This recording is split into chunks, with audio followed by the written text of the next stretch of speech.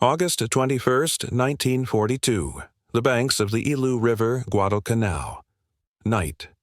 The jungle breathes in silence, the air thick with rot and rain. Beneath a dripping canopy, hundreds of Japanese infantry crouch low, bayonets fixed, whispering prayers to the emperor. Their faces are painted in mud, their rifles wrapped in rags to muffle sound. Ahead lies the American perimeter, a line of foxholes and barbed wire around Henderson Field. A hand signal passes down the line. The order comes in a hiss. Advance. The jungle erupts. Men rise from the darkness, shouting, "Banzai!" as they charge through mud and brush, rifles gleaming in the flare light. They expect surprise, panic, confusion. Instead, flares burst overhead, white daylight tearing open the night. A heartbeat later, the air fills with the staccato roar of 50 caliber Brownings and the dull, rhythmic thump of 81 mm mortars. The jungle floor turns to smoke and fire. Entire ranks vanish in seconds, torn apart before reaching the wire. Grenades fall like rain. Machine guns sweep from flank to flank until the screams stop. In less than 10 minutes, the charge that began with 1,000 voices ends in silence, and for the first time, the Japanese army meets the future.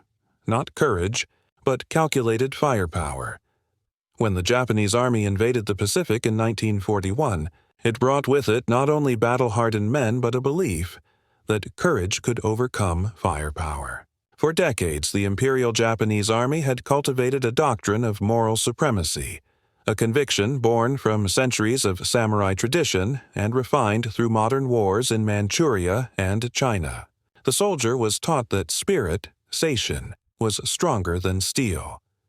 In the Russo-Japanese War of 1905, night bayonet assaults had carried Port Arthur's forts. In China, massed infantry had overwhelmed nationalist lines by sheer momentum. Each victory reinforced a dangerous myth that the Japanese soldier, disciplined and fearless, could close the distance before an enemy could reload. The bayonet charge was more than a tactic. It was ritual. A moment where courage could prove divine right. When Japan turned its gaze south toward the islands of the Pacific, that mindset followed. At the war's outset, it worked. British and Dutch garrisons crumbled under shock attacks. Philippine outposts fell before relentless infantry waves supported by light artillery. Against demoralized colonial forces, the Banzai charge still had meaning. But on Guadalcanal, that faith met an enemy that did not break. In August 1942, U.S. Marines seized the unfinished Japanese airfield on the north coast of the island. They named it Henderson Field. To Japan's high command, this was intolerable. The first serious challenge to imperial expansion. Reinforcements landed within days, commanded by Colonel Kiyonao Ichiki, a veteran of the China campaigns. His men were elite, nearly 900 from the 28th Infantry Regiment, armed with Arisaka rifles, light machine guns, and bayonets polished to mirror shine. They had been told the enemy numbered only a few hundred. At dawn on August 21st, Ichiki's force attacked the marine perimeter along the Ilu River, later misnamed the Tanaru. They advanced in perfect discipline, line after line moving through the surf, shouting, "Banzai!" into the night. The first wave reached the barbed wire and vanished. The Americans were waiting with interlocking machine gun fields, pre-sighted 81 mm mortar tubes, and belt-fed 50 caliber Brownings positioned along the sand. The result was annihilation. The Browning M2 50 caliber was more than a machine gun. It was a doctrine in steel. Designed by John Browning in 1918, the weapon fired a 700-grain bullet at nearly 2,900 feet per second, heavy enough to punch through palm trunks, helmets, and bone alike. Mounted on tripods and sandbag nests, the Marines used it not for suppression, but extermination. At 600 rounds per minute, each gun swept 50-yard arcs, cutting down waves of men before they could reload. Behind them, the 81 mm M1 mortar spoke with a steady rhythm. Thump, thump, thump. Each crew could drop up to 18 rounds a minute, blanketing entire approach routes. The high-explosive shells detonated with sharp concussions, showering metal fragments across the riverbank. The Japanese soldiers who tried to crawl forward found themselves shredded by fragments they never saw. By sunrise, Ichiki's regiment was gone. Of his 917 men, only 128 made it back to Japanese lines. The rest lay along the sandbars and in the shallows, their bayonets still clutched in their hands. For the Marines, the victory was brutal but decisive. For the Japanese, it was unthinkable. An entire elite battalion, destroyed in hours, not by superior numbers but by the precise, methodical application of mortars and heavy machine guns. And yet, even after Guadalcanal, Tokyo refused to abandon the charge. Officers called it an isolated failure, blaming faulty reconnaissance, not flawed doctrine. The myth of spirit over steel endured, carried forward to Tarawa, Peleliu, and Saipan, where it would meet the same fate again and again under the same merciless rhythm of American fire. The Pacific was becoming a testing ground.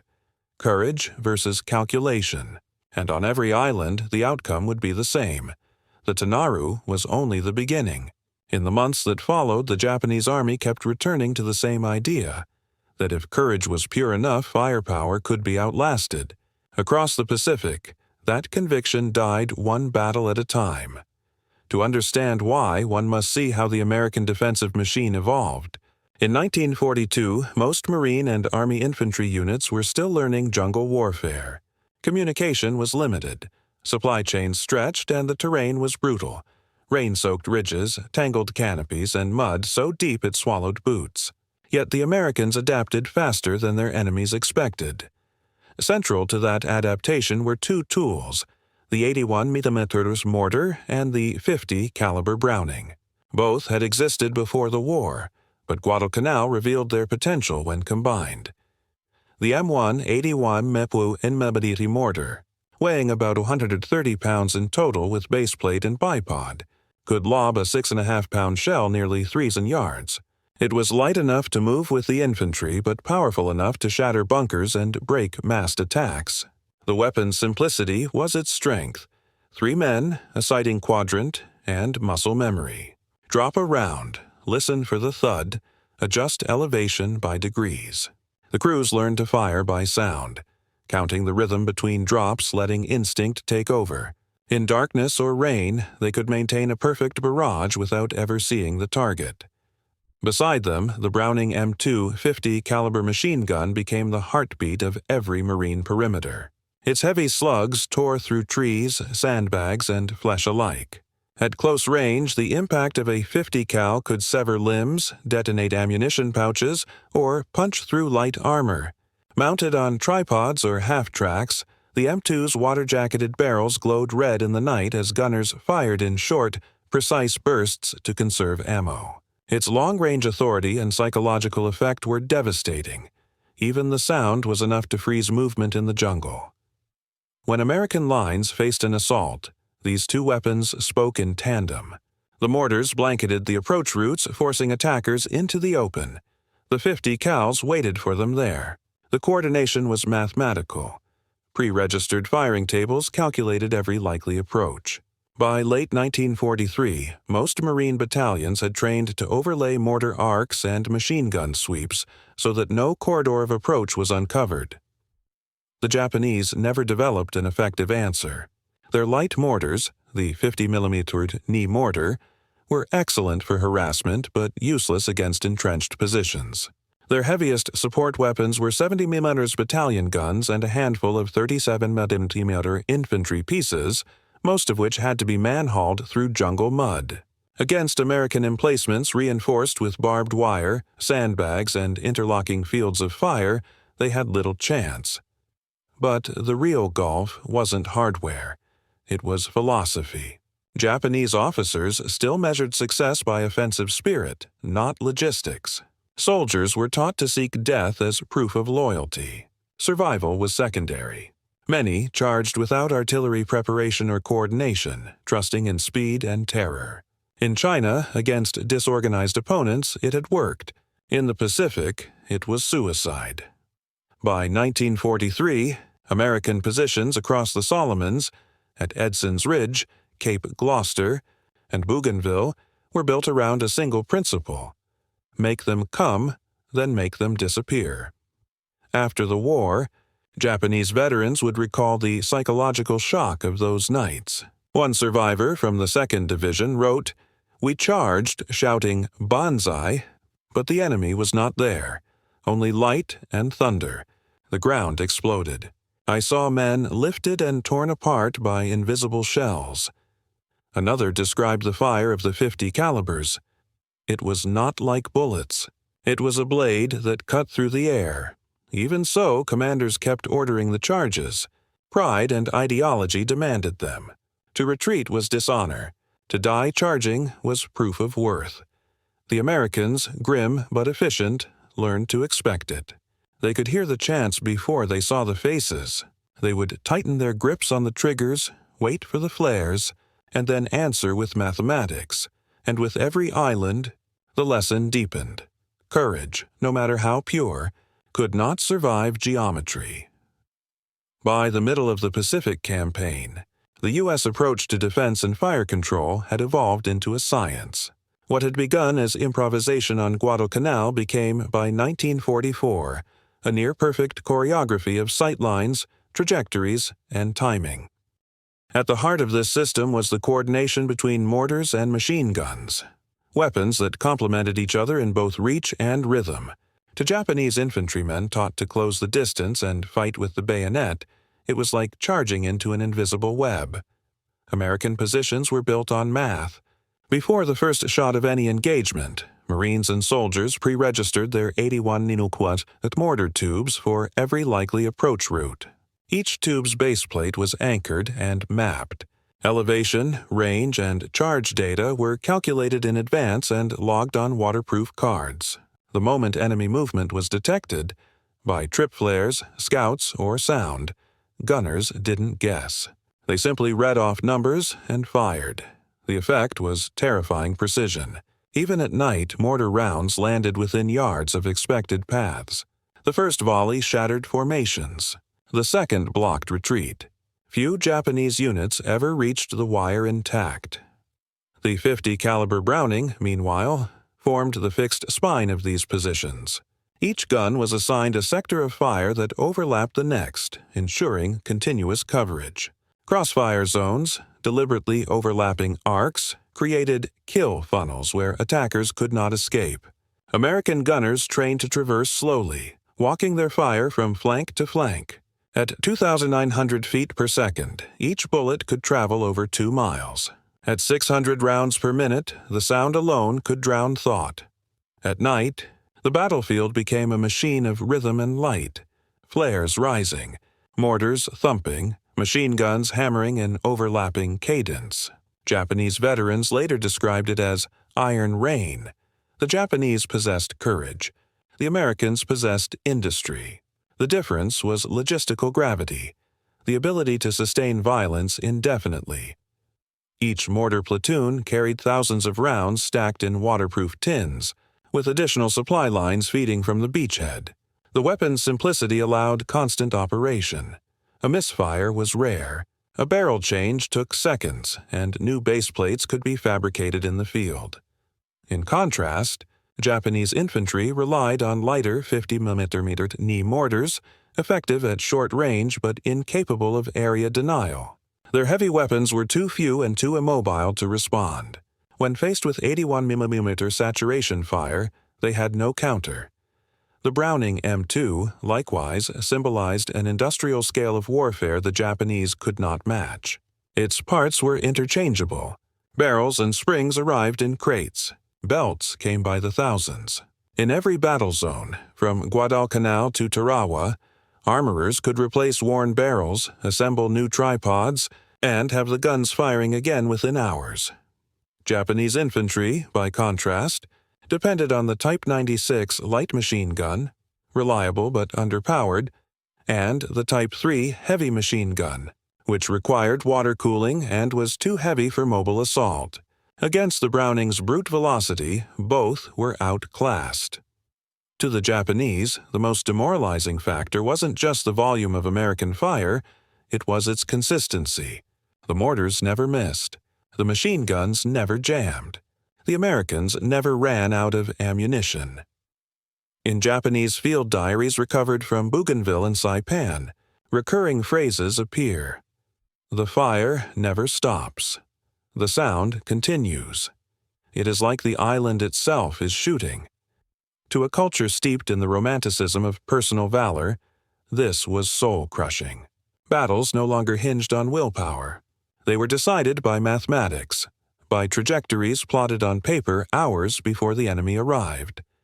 American platoon leaders turned fire control into doctrine. Patrols would set trip flares at measured intervals.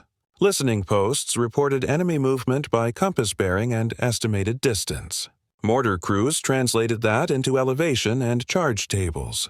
The first illumination rounds were fired not to aim, but to expose, lighting the jungle so machine gunners could pick targets instantly.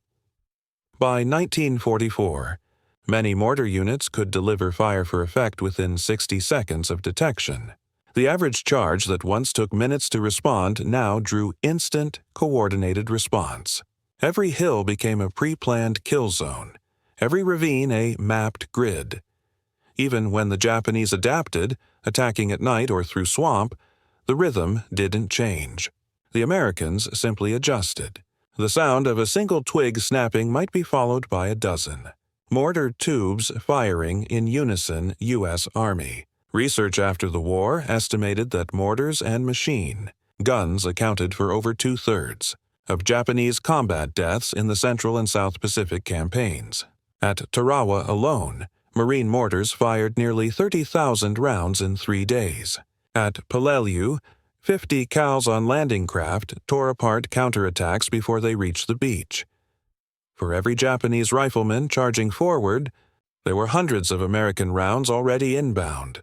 Unseen, unheard, and inevitable. It wasn't personal bravery that decided those nights, it was preparation, and when courage met calculus, courage died first. For the men who fought in those jungles, the Pacific War wasn't abstract. It was close, physical, and often personal. The ground between opposing lines might be no more than 50 yards. The jungle was so thick that visibility rarely exceeded 20. Yet, in those narrow spaces, technology turned human courage into statistics. Japanese infantry entered battle under a code that blended faith, nationalism, and fatalism. Every soldier carried a copy of the Senjin-kun, the field service code, which demanded death before surrender. A man's worth was measured not by survival, but by sacrifice. To die charging the enemy was not failure, it was purification. The doctrine was simple. 1 man's spirit equals 10 men's fire. Against that belief stood an American force that had learned to survive by efficiency. Marines and soldiers no longer saw charges as heroic, only suicidal. By 1943, frontline units were taught to stay calm, calculate ranges, and trust their weapons. Let the guns do the work, their sergeants said. Courage meant not panicking when hundreds came running through the dark. The result was a psychological inversion. To the Japanese, battle began with emotion, with shouting, momentum, and faith. To the Americans, it began with silence and ended in rhythm. Each man in a foxhole had his task memorized. Who fired illumination? Who adjusted mortars? Who traversed the Brownings? Who reloaded? When the shouting started, there was no fear left, only procedure. Veterans would later describe it not as fighting, but as enduring the storm. One Marine at Henderson Field remembered, "You didn't think about who they were. You thought about the next belt, the next tube, the next flare. You didn't stop until the noise stopped." Private Harold Zuber of the 1st Marine Division wrote in his diary after Guadalcanal, "They came in waves, screaming and shining in the flares.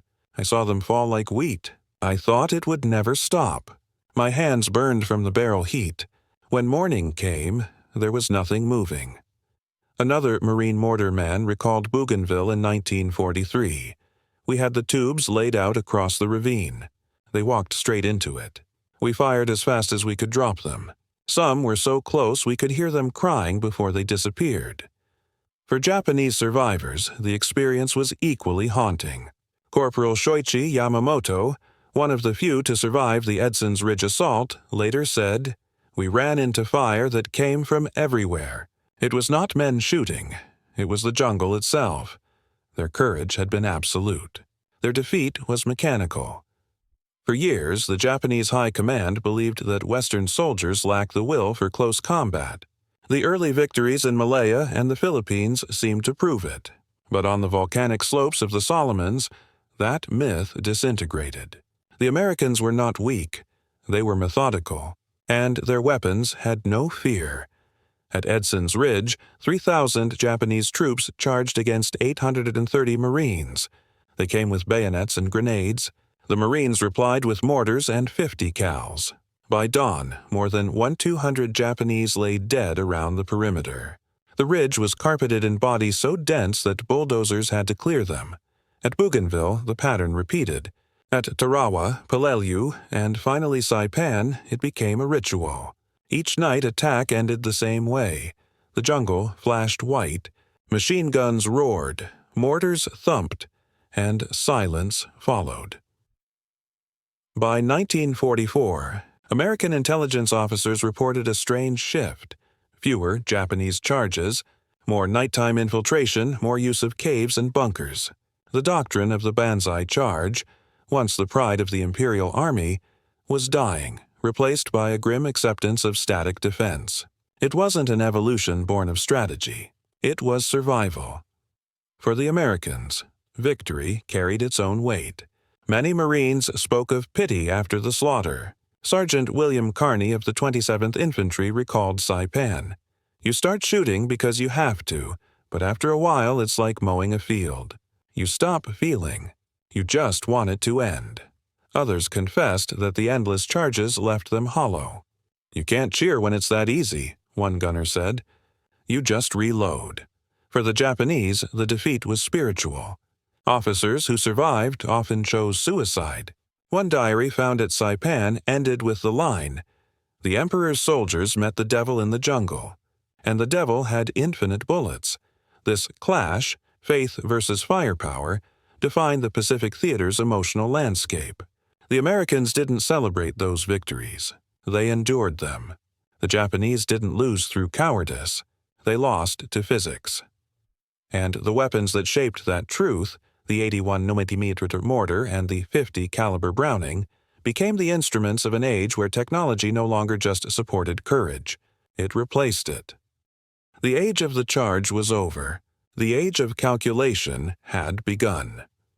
September 12, 1942, Guadalcanal. The island smelled of mud, mildew, and death.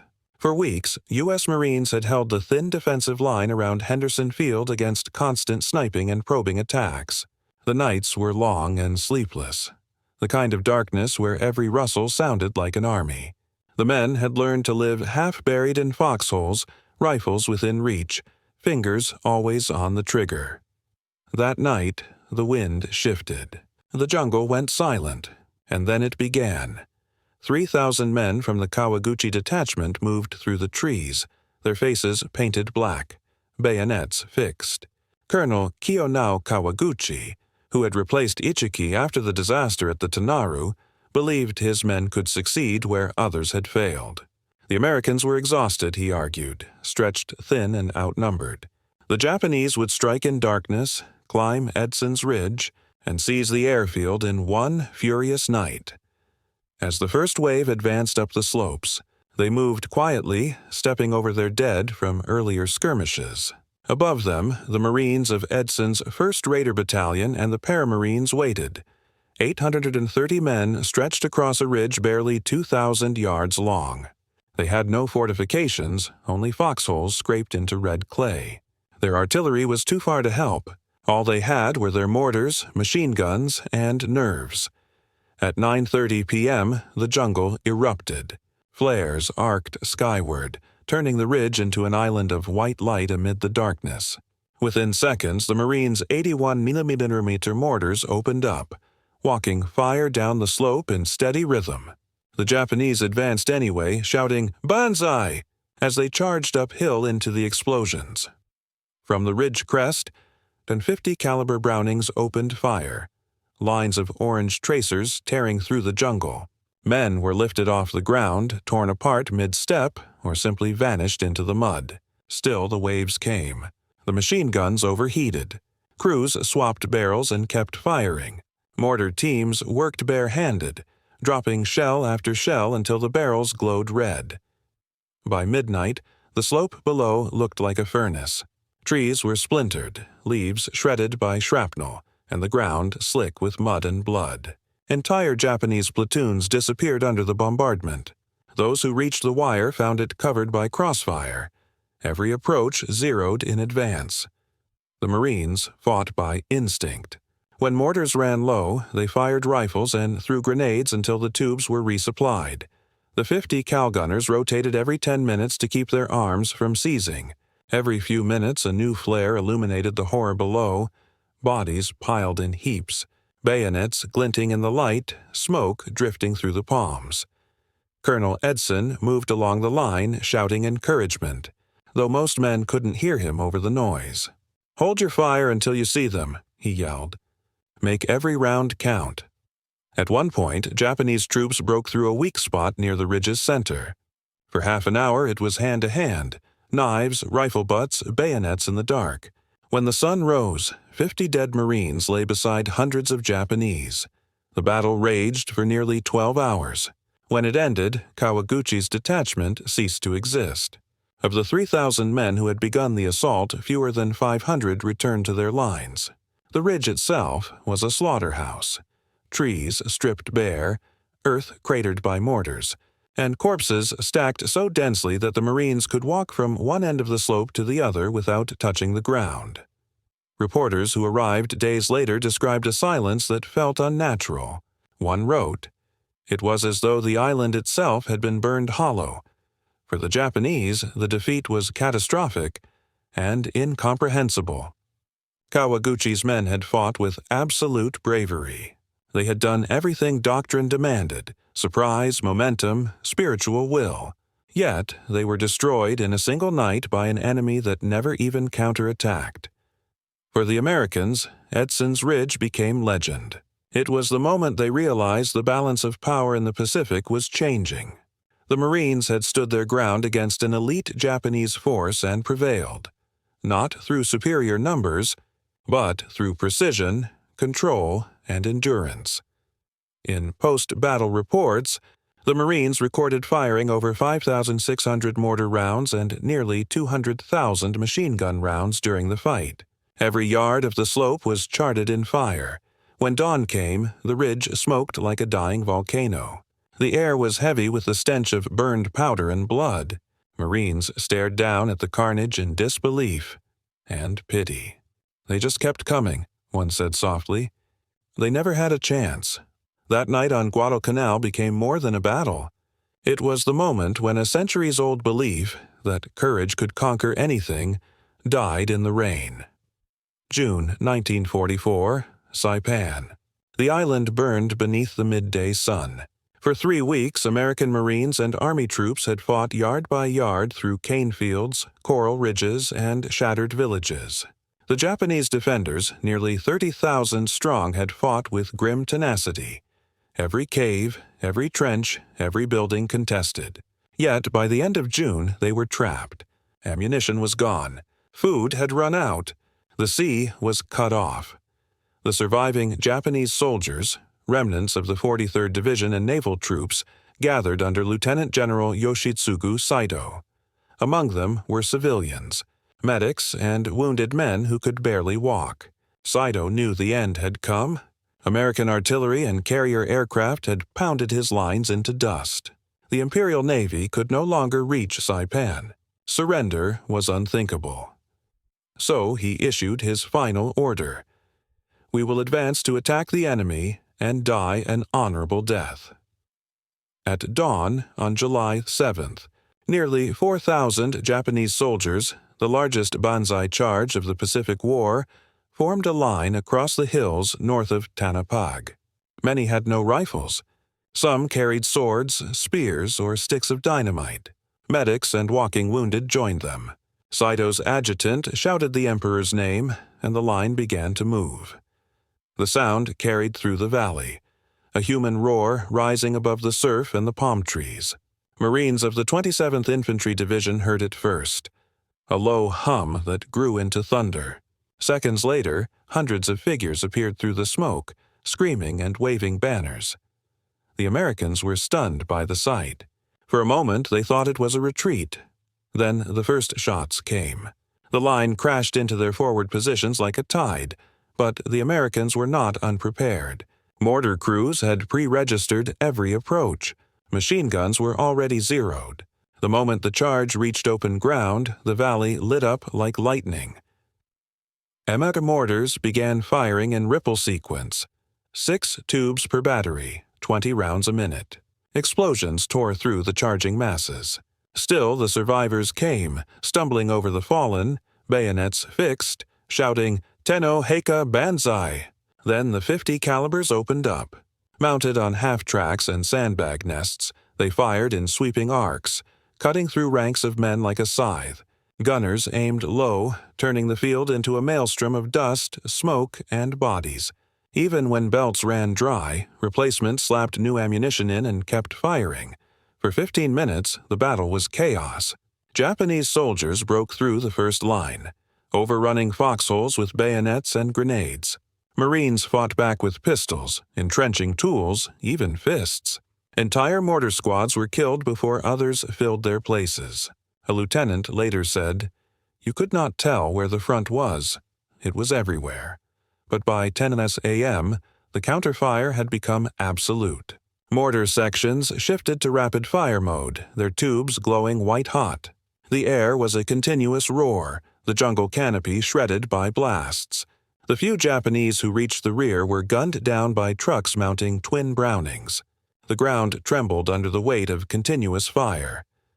By noon, the attack had ended. When silence finally returned, the Marines stepped out of their holes to a sight beyond comprehension.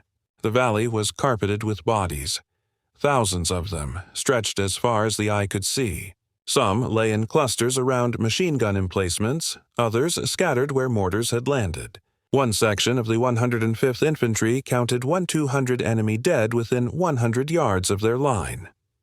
In a single morning, an entire division had ceased to exist. The survivors among the Americans were shaken. Private Robert Coates of the 27th Division later wrote, "It stopped being war for a while. It was just killing. They ran straight into the guns until none were left." General Saito committed suicide that same day. His final message, later recovered from his cave, read, "The fate of the Empire rests on the shoulders of every man here. We die for our emperor." But his army had not died for victory. It had died to prove a principle that no longer belonged in modern war. The Battle of Saipan ended with over 22,000 Japanese dead, including the last great Banzai charge of the war. From that moment forward, Japanese commanders stopped ordering massed infantry assaults. They turned instead to caves, tunnels, and suicide tactics, a desperate acceptance that spirit could no longer conquer steel. For the Americans who witnessed Saipan, it was the ultimate expression of what Guadalcanal had foretold, that the Pacific War had become a conflict not between men, but between eras, one armed with faith, the other with mathematics. The 81mm mortar and the 50 caliber machine gun, once just tools, had become symbols of a new truth. In minutes, they could erase battalions that had spent generations believing courage could defy physics. When the guns finally fell silent on Saipan, the battlefield told the story more clearly than any report ever could. The ground itself looked changed, blackened by explosions, covered in the gray powder of pulverized coral and flesh. American medics moved among the wreckage, but there were few wounded to find. The Japanese charge had not ended in retreat or surrender. It had ended in extinction. That morning marked a turning point not only in the Pacific Campaign but in the entire psychology of modern war. The Japanese army, once convinced that Seishin, the purity of spirit, could overcome any weapon had met the full weight of industrial precision. And it had broken. After Saipan, no Japanese commander would again order a massed banzai assault in open terrain. The lesson had been learned in blood. Courage, no matter how boundless, could not cross open ground faster than a mortar's flight time. From that point onward, Japan's defense shifted underground, into bunkers, tunnels, and caves where artillery could not see. The suicidal fury that once powered frontal assaults now turned inward, reborn as the kamikaze. American field reports following Saipan reflected a mix of awe, exhaustion, and disbelief. Lieutenant Colonel William O'Brien of the 105th Infantry, who died fighting in the charge, was posthumously awarded the Medal of Honor. His last words to his men were recorded as, "Don't let them through." They didn't. Behind the courage and chaos, the numbers told a colder truth. In one night at Edson's Ridge, 830 Marines had killed more than 200 attackers. At Saipan, 4,000 Japanese soldiers had perished in under an hour. Across the Pacific, casualty ratios reached 10 to 1, a figure unseen in modern warfare. The simple equation of the 81mm mortar and the 50 caliber Browning had rewritten the cost of offense. American analysts began to quantify what they were witnessing. Reports from the Army's Operations Research Section noted that mortars accounted for nearly half of all Japanese combat deaths in late-war island battles. The rest came from machine gun fire and artillery. Rifle fire, once the measure of a soldier's skill, was a statistical footnote. The individual had disappeared inside the mechanism of coordinated fire. For U.S. forces, these weapons had become extensions of their doctrine. Infantry companies carried integrated mortar platoons. Every defensive perimeter was drawn first in arcs of fire, then in lines on a map. The experience of Guadalcanal and Saipan hardened into military geometry. Future attacks on Peleliu, Iwo Jima, and Okinawa would follow that same blueprint. Math as method, discipline as defense. For the Japanese, the shift was existential. Survivors who retreated to new islands spoke of the walls of thunder that no man could cross. Diaries recovered from the caves of Tinian and Guam told of soldiers digging deeper, determined never again to charge across open ground. One officer wrote, "The Americans do not fight men.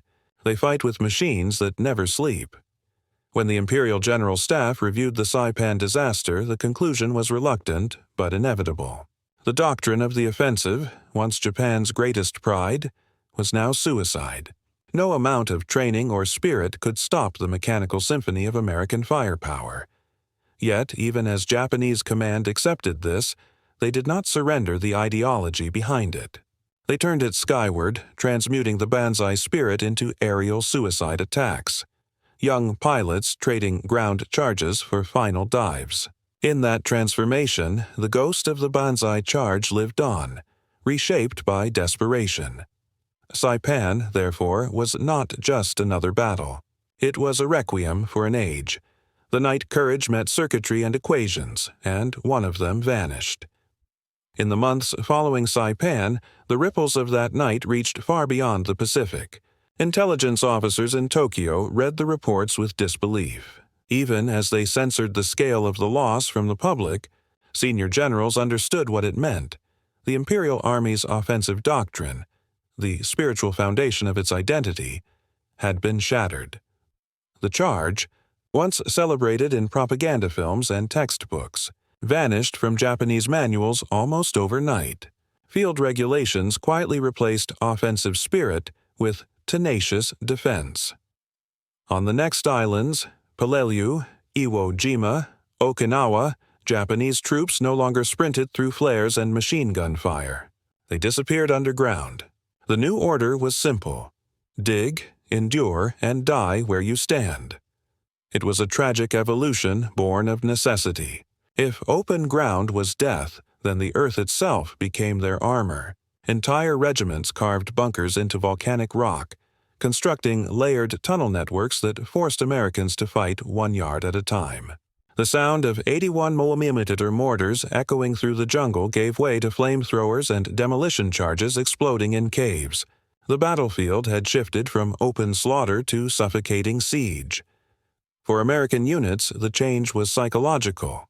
The victory at Saipan, like Edson's Ridge before it, proved their doctrine, but it also revealed its price. Machine gun and mortar crews who had survived the Banzai charges often carried those nights with them for life. "You never forget the sound," one veteran said.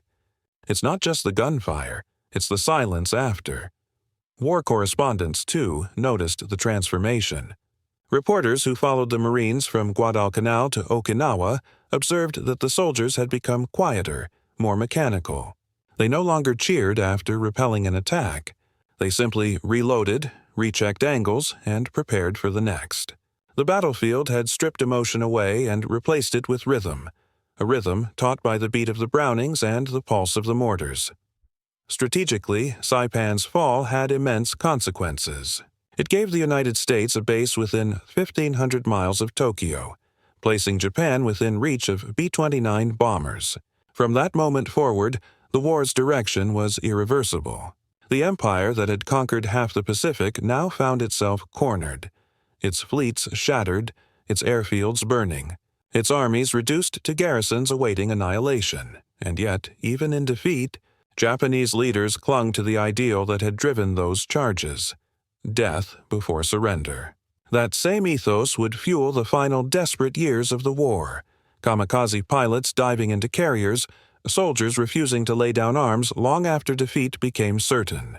The spirit that once rushed across the Tanaru now fell from the sky in fire. Historians later viewed Guadalcanal and Saipan as mirror images, the opening and closing verses of a single grim symphony.